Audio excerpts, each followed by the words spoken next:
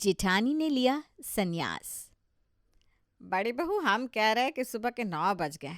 अब बिस्तर का मोह छूट गया हो तो कमरे से बाहर आ जाओ। तुम्हारी इस लेट लतीफ़ी की आदत से हम बहुत परेशान हैं बहू। हम बता रहे हैं अपनी आदतों में सुधार लाओ, वरना तुम्हें छुट्टी देकर तुम्हारे मायके भेज दूंगी मैं। अरे माँ जी, क्या हो गया? क्यों सुबह सुबह शोर मचा देती हैं आप? अगर कुछ काम था तो शालिनी है ना रसोई में, उससे कह दिया होता आपने। ऐसा भी क्या काम है जिसके लिए आपको सिर्फ और सिर्फ मेरी ज़रूरत होती है? बहू, घर में काम हो या ना हो, लेकिन ये कौन सा तरीका है कि तुम 9 बजे तक अपने कमरे में बैठी हुई हो? मैं कहती हूँ, उस शालिनी ने क्या ठेका ले रखा है पूरे घर का काम अकेले करने का? तुम्हें शर्म नहीं आती? तुम जिठानी हो, घर की सारी जिम्मेदारियां पहले तुम्हारी है और बाद में तुम्हारी देवरानी की। माँ जी, ये जिम्मेदारियों का पाठ मुझे मत पढ़ाइए। मैं कोई 4 दिन पहले ही डोली से नहीं उतरी हूँ। आपको और आपके परिवार की जिम्मेदारियों को बहुत अच्छे से समझती हूँ। मैं कमरे में सो नहीं रही थी बल्कि पूजा कर रही थी। अब आपको मेरे पूजा पाठ से भी दिक्कत हो तो बता दीजिए, मैं कल से वो भी करना बंद कर देती हूँ। क्या कहा? पूजा कर रही थी? मुझे तो ऐसा लग रहा है कि तू अभी तक नहाई भी नहीं है। और ये कमरा बंद करके कौन सी पूजा हो रही थी भाई, हम भी तो जाने। माँ जी, आप ना बिल्कुल बात का बतंगड़ बनाने पर आ जाती हैं। कमरा बंद इसलिए रखा था क्योंकि बच्चे बार बार कमरे में आकर डिस्टर्ब करते हैं। और मैं सवेरे 6 बजे उठकर नहा चुकी हूँ। वो तो मैंने सोचा जल्दी जल्दी माला कर लेती हूँ, इसलिए कमरा बंद करके ध्यान में बैठी हुई थी। लेकिन इस घर में किसी को कहाँ बर्दाश्त है कि बहू 2 घड़ी भजन कीर्तन में ध्यान लगा ले। यहाँ तो बस काम का ही रोना मचा रहता है। अच्छा ठीक है ठीक है, ज़्यादा मत बोल। मुझे नहीं पता था तू पूजा कर रही है। आराम से अपनी पूजा ख़त्म कर ले, तब बाहर आना और आकर 1 कप गर्मा गर्म चाय बना देना। सास के जाने के बाद बहू एक बार फिर से दरवाज़ा बंद कर लेती है। हाँ, वो तो शुक्र है भगवान का, सही समय पर मुझे ये पूजा वाला आइडिया आ गया। वरना आज तो माँ जी पूरी तैयारी से आई थी। ये पूजा पाठ वाला बहाना ऐसा है कि इसके लपेट में अच्छे अच्छे लोग आ जाते हैं। अब इससे पहले कि माँ जी को सब कुछ पता चले, मैं फटाफट से नहाकर उनके लिए चाय बना देती हूँ। ये है सुमन जी की बड़ी बहू पावनी, जो एक नंबर की आलसी और कामचोर है। पूजा पाठ करना वैसे तो इसका स्वभाव नहीं है, लेकिन फिर भी फॉर्मेलिटी के लिए सुबह मंदिर में एक दिया तो पावनी जला ही देती है। वहीं दूसरी ओर है सुमन जी की छोटी बहू शालिनी, आज्ञाकारी और मेहनती। सास की एक आवाज़ पर सारे काम निपटा देती है। अब जब दोनों बहुओं के स्वभाव में ज़मीन आसमान जितना अंतर होगा, तब घर में कलेश होना तो स्वाभाविक है। छोटी बहू को सुबह 6 बजे से रसोई में काम करते देख अक्सर ही सुमन जी का पारा बड़ी बहू पावनी पर बिगड़ा रहता। जब तक छोटी बहू शादी करके नहीं आई थी, तब तक तो बहू पावनी किसी तरह ससुराल की गाड़ी को खींच रही थी। लेकिन जब से शालिनी इस घर में आई है, पावनी के ऊपर ऐसा आलस चढ़ा है कि अब उसकी इच्छा बिस्तर से पैर नीचे रखने की होती ही नहीं। रंगे हाथ पकड़े जाने का डर बड़ी बहू के दिल पर छाया हुआ था, इसलिए जल्दी जल्दी नहा धोकर वो रसोई में पहुंचती है और सास के लिए 1 कप चाय बनाकर अच्छी बहू की तरह सर पर पल्लू रखकर हॉल में पहुंच जाती है। ये लीजिए माँ जी आपकी चाय। क्या बात है बहू, अपनी चाय नहीं बनाई तूने? नहीं नहीं माँ जी, वो क्या है ना, मैंने सोचा अब से मैं शुक्रवार के उपवास किया करूँगी। मैंने कल ही एक किताब में पढ़ा था, उपवास करने से मन और आत्मा की शुद्धि होती है, परिवार में सुख शांति बनी रहती है। आप ही तो कहती हैं ना मैं घर की बड़ी बहू हूँ, तो मुझ पर जिम्मेदारियाँ ज़्यादा है। अब आप ही बताइए, इस घर की सुख शांति की जिम्मेदारी मुझसे ज़्यादा और किसके ऊपर होगी? अरे वाह बड़ी बहू, भाई किसकी संगत में रह रही हो तुम आजकल? देख रही हूँ धीरे धीरे बदलाव आ रहा है तुम्हारे अंदर। माँ जी, मैं तो हमेशा से ही सबका भला सोचती आई हूँ। वो तो आप ही लोग मुझे कभी मन से स्वीकार नहीं कर पाए, वरना ये मेरा ईश्वर जानता है कि मैंने इस परिवार का कभी भी बुरा नहीं चाहा। अच्छा ठीक है बेटा, अब कोई बात नहीं, आज तुम्हारा उपवास है। उपवास के दिन इस तरह की बातें करके अपना मन दुखी मत करो। तुम जाओ कमरे में जाकर थोड़ा पूजा पाठ में मन लगाओ। घर के कामों की चिंता मत करो, वो शालिनी कर लेगी। नहीं नहीं माँ जी, अब मैंने उपवास रखा है, इसका दंड वो बेचारी शालिनी क्यों भोगे? काम करने से मुझे कोई आपत्ति नहीं है, काम तो मैं निपटा लूंगी। अरे नहीं बेटा, अब तुम परिवार की सुख शांति के बारे में इतना सोच रही हो, हमारा भी तो कुछ फर्ज बनता है कि नहीं? तुम जाओ अपने कमरे में आराम करो। शालिनी बहू के कामों में मदद मैं करवा दूंगी। सास के कहने पर बड़ी बहू हरी बोल कहते हुए वापस अपने कमरे में आ जाती है और कमरा बंद करके एक बार फिर से टीवी चलाकर आराम से बैठ जाती है। ये तो बहुत बढ़िया हो गया, कितनी आसानी से सब लोग मान गए कि मैंने उपवास रखा है। बाकी दिन तो माँ जी ताने मारने से बाज नहीं आती थी। पूरा दिन काम करो, उसके बाद भी माँ जी के ताने तो मीठी खीर की तरह सुनने ही पड़ते थे। लेकिन अब देखो, ना काम की टेंशन ना माँ जी के तानों की। पूरा दिन आराम से अपने कमरे में टीवी देखूंगी। दोपहर के समय अरे छोटी बहू, बेटा दोपहर का खाना तैयार हो गया क्या? हाँ माँ जी, खाना तो तैयार हो गया, लेकिन पता नहीं क्या बात है, आज जेठानी जी सुबह से नजर नहीं आई। अरे बेटा, वो तुम जब नहाने गई थी ना, उस समय आई थी अपने कमरे से बाहर। उसने आज शुक्रवार का उपवास रखा है, इसलिए मैंने उससे कहा कि वो जाकर अपने कमरे में पूजा पाठ में मन लगाए। घर के काम का क्या है बेटा, वो तो 365 दिन कभी ख़त्म ही नहीं होते। कम से कम व्रत पूजा के दिन तो काम से छुट्टी मिले हम औरतों को। बिल्कुल ठीक कहा माँ जी आपने। कोई बात नहीं, आज काम मैं देख लूँगी। बेटा, वो मैं क्या कह रही थी, सब्जी तुमने बना दी है? कहो तो रोटियां सेकने में तुम्हारी मदद कर दूं। नहीं नहीं मम्मी जी, मैं कर लूँगी, कोई परेशानी की बात नहीं है। ठीक है बेटा। अच्छा, एक बात बताओ, पावनी ने कुछ खाया क्या सुबह से, या ऐसी भूखी प्यासी बैठी हुई है? नहीं तो माँ जी, भाभी तो एक भी बार रसोई में नहीं आई। अरे बेटा, उपवास का ये मतलब भी तो नहीं होता कि भूख प्यास त्याग दी जाए। तुम ऐसा करो, सबका खाना बन जाए, उसके बाद एक कप चाय और थोड़े से फल काट कर उसे भी दिया ना। कहीं ऐसा ना हो कि शाम होते होते उसे चक्कर आने लग जाए। ठीक है माँ जी, जैसा आप कहें। छोटी बहू अभी सबको खाना खिला रही थी कि सासू माँ की नज़र घड़ी के कांटों की तरफ जाती है। छोटी बहू अकेले काम में लगी है, लगता है रसोई समेटने में उसे काफ़ी देर हो जाएगी। ऐसा करती हूँ, मैं ही रसोई साफ करके बड़ी बहू के लिए कुछ फलाहार का इंतज़ाम कर देती हूँ। सुमन रसोई में जाती है और एक कप चाय और फल काट कर बड़ी बहू के लिए उसके कमरे की ओर बढ़ जाती है। अब ये व्रत करने का झूठा बहाना तो मैंने मार दिया, लेकिन इस भूख का क्या करूँ? भूख के मारे पेट में चूहे कूद रहे। अब ऐसी हालत में मेरा पूजा में तो क्या, टीवी देखने में भी मन नहीं लग रहा। पता नहीं कैसे लोग निर्जला व्रत रख लेते। मेरे पेट से तो अभी से भयानक आवाज़ आनी शुरू हो गई है। बड़ी बहू अभी हैरान परेशान से अपने कमरे में बैठी हुई थी कि सासू माँ उसके लिए फलाहार लेकर उसके कमरे का दरवाज़ा खटखटा देती है। लगता है माँ जी देखने आई है। कहीं मैं अपने कमरे में बैठकर टीवी तो नहीं देख रही। जल्दी से भजन लगा देती हूँ, कह दूंगी भजन सुन रही थी। टीवी में भजन लगाकर पावनी जाकर दरवाज़ा खोलती है तो देखती है सामने सासू माँ एक थाली में फल और चाय लिए खड़ी है। अरे बेटा, तुम तो आज पूरा दिन कमरे से बाहर ही नहीं आई। मैंने तुम्हें काम करने से मना किया था, ये थोड़ी ना कहा था कि पूरा दिन एक गिलास पानी भी मत पीना। ये लो बेटा, कुछ खा लो, वरना कमज़ोरी आ जाएगी। आप कितनी अच्छी हैं माँ जी, कितना ख्याल रहता है आपको सबका। अब आप ले आई है तो लाइए, आपको इनकार करके आपका अपमान तो नहीं कर सकती, वरना मैंने तो यही सोचा था आज पूरा दिन निर्जला उपवास रखूंगी मैं। सास के हाथ से फलों की प्लेट और चाय लेने के बाद पावनी उन पर टूट पड़ती है और 5 मिनट में ही सब कुछ खाकर सफा चट कर देती है। हाय, अब जाकर थोड़ी जान में जान आई, वरना मेरी आंखों के सामने तो सितारे से नाचने लग गए थे। ये उपवास वाला पता लग रहा है मैंने गलत ही फेंक दिया।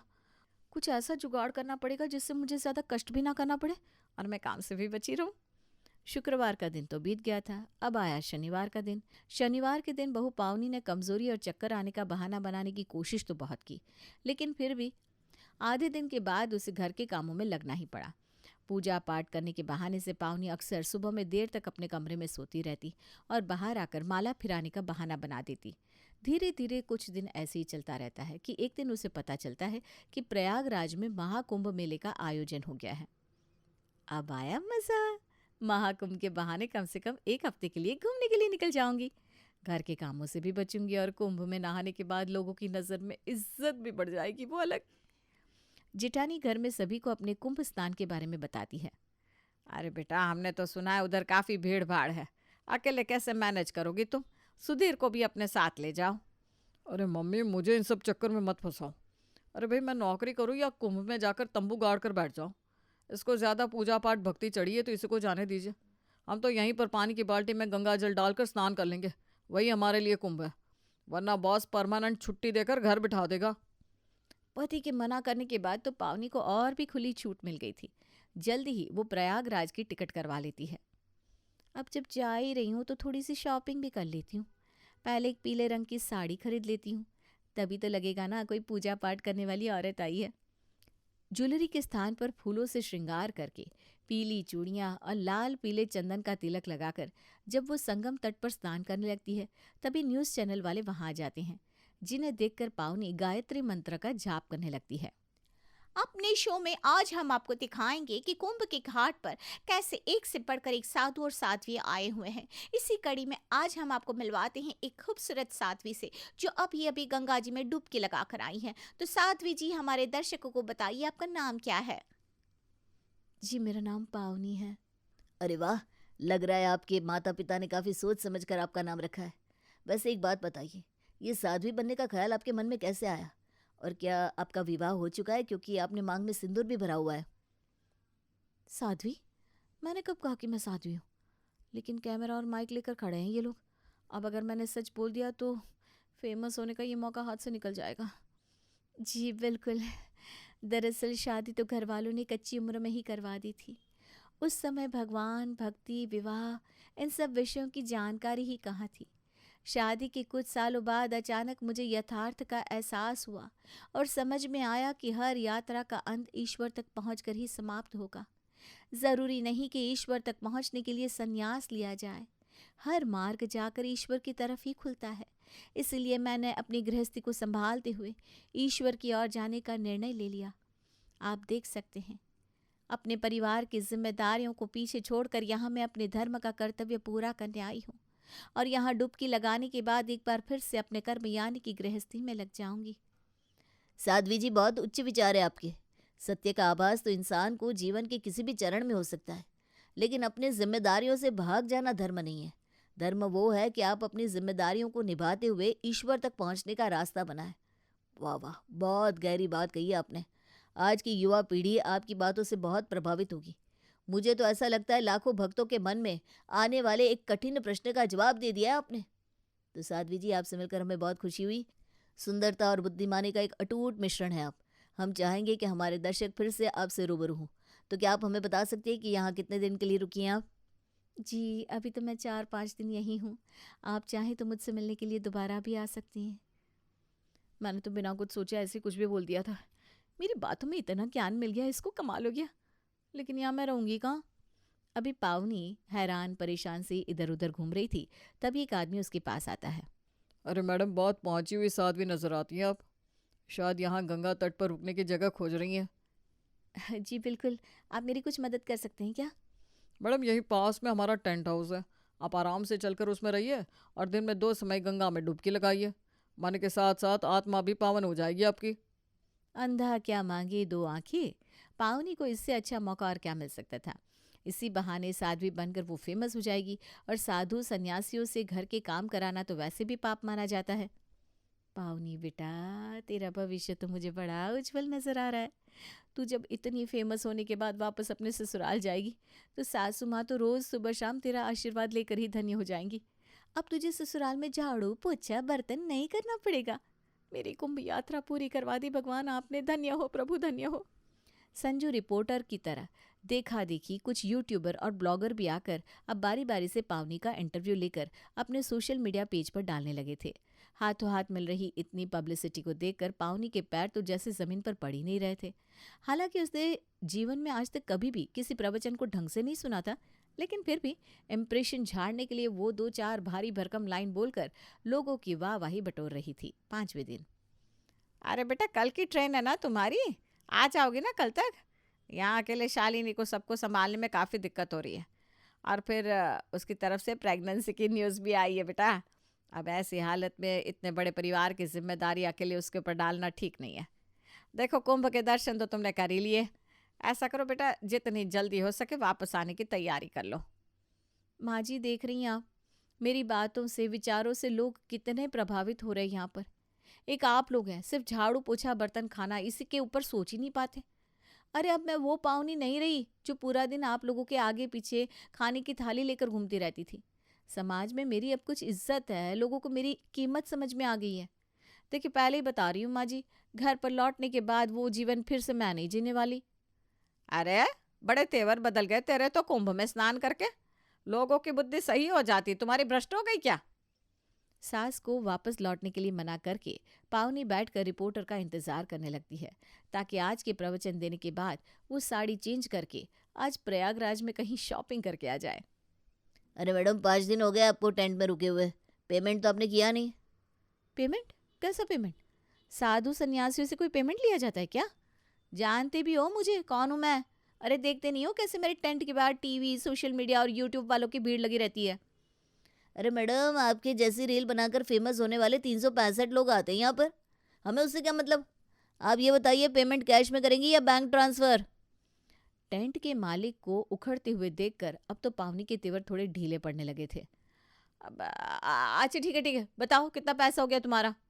200-400 लेकर कहीं भाग नहीं रही हूँ मैं। ओ मैडम, एक दिन का 7,000 का किराया है इस टेंट का, और वो भी पीला कपड़ा पहनकर तुम सन्यासी बनी घूम रही हो, इसलिए नॉर्मल पब्लिक के लिए 10,000। क्या बात कर रहे हो? ये तंबू का कमरा, इसका मैं तुम्हें 7,000 दूंगी? मैडम, पेमेंट करे बिना आपको हिलने भी नहीं दूंगा मैं यहाँ से। और टीवी पर आने का बहुत शौक है ना आपको? कल टीवी पर फिर मैं आऊँगा कि सन्यासी बनकर आई औरत ने किया प्रयागराज के तट पर फ्रॉड। कैसी रहेगी हेडलाइन? बेचारी पावनी के पास तो इतना पैसा भी नहीं था, इसलिए मिमियाते हुए वो एक बार फिर से अपनी सास को फ़ोन करती है। वो माँ जी, मैंने काफ़ी सोचा, मुझे ऐसा लगता है कि शालिनी के बुरे वक्त में मुझे उसकी मदद करनी चाहिए। मैं कल सुबह तक लौट आऊँगी, लेकिन वो ना आपसे कुछ काम था। आप मेरे अकाउंट में अभी 35,000 भिजवा सकती हैं क्या? 35,000? अरे बेटा, तीर्थ स्थल पर 35,000 का क्या करना है तुझे? वो माँ जी, मुझे क्या पता था यहाँ पर एक टेंट का किराया 7,000 होगा। अगर मुझे पता होता तो मैं अपनी सहेली के घर जाकर ही रुक जाती। नहीं नहीं बेटा, तुझे तो इंटरव्यू देने का, सन्यासी बनने का बड़ा शौक चढ़ा था ना। तू सहेली के घर रुकती तो ये सब कहाँ मिलता तुझे। और सुनो साध्वी जी, 35,000 तो मैं भेज दूंगी, लेकिन यहाँ आने के बाद साध्वी बनकर नहीं, मेरी बहू बनकर रहना होगा। है मंजूर? बिल्कुल बिल्कुल मंजूर है माँ जी।